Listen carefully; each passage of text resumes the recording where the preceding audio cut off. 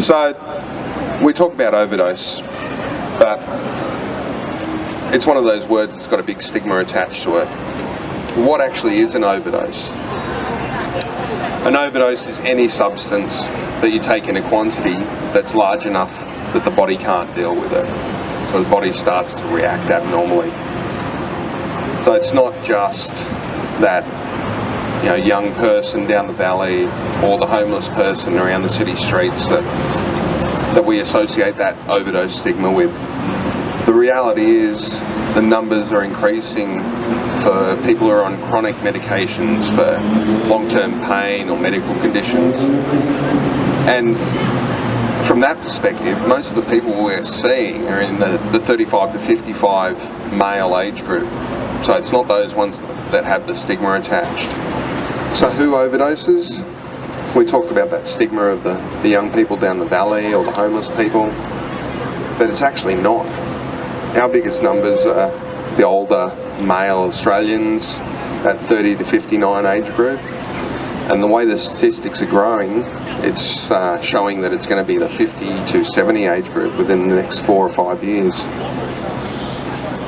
So 78% in 2014 were in that 30 to 59 year old age group. Much higher in regional areas of Australia. And in that time, from 2004 to 2014, we've also seen 140% increase in our Indigenous family increasing their overdoses. So what sort of drugs are people overdosing on? Everybody says the same thing all the time: heroin, ice. It's not actually. More people are taking prescription medication overdoses, particularly the opiates and the benzos, rather than the illicit drugs. So the numbers are 71% prescription medication overdoses, as opposed to 29% for illicit or recreational drugs. So things like OxyContin, Endone are your opiates. Things like Xanax and Valium for your benzos. Cocktails, so people are taking stimulant drugs like speed and ice, and then using benzos or opiates to come down off them. Another really scary one is paracetamol. We see a lot of people who overdose on paracetamol. And the scary thing with that one is there's nothing we can do to fix it if we don't get to you within 6 hours. Yet you can buy it over the counter at the corner store. So what can we do if we see one of our friends or family that we think have taken an overdose?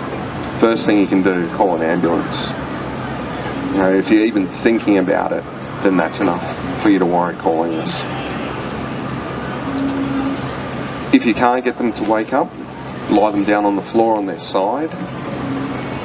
That'll open up their airway.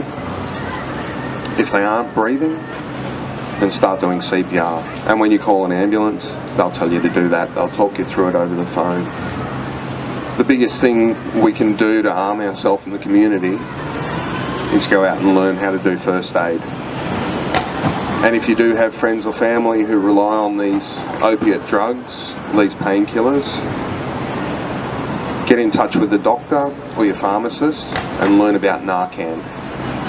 So Narcan is a drug that you can give that reverses the effects of these opiate drugs. So a lot of these drugs work like a lock and a key. So we'll have receptors throughout our bodies, they're the locks, and the drugs will sit in there like a key. And what Narcan comes along and does, it says, well, I'm a solid gold key, that opiate's just a little tin one that you got from Mr. Minute, I'm going to jump on there and take over because I'm more powerful. So you can get that over the counter in pharmacists now. It's only very new that it's been released to the public. We've carried it in ambulance for a long time and it's really effective. As soon as you give it, it gets in there and kicks that opiate drug off the receptors and reverses the effects. So please do follow up. with your pharmacist or your doctor and find out about how you can use this drug.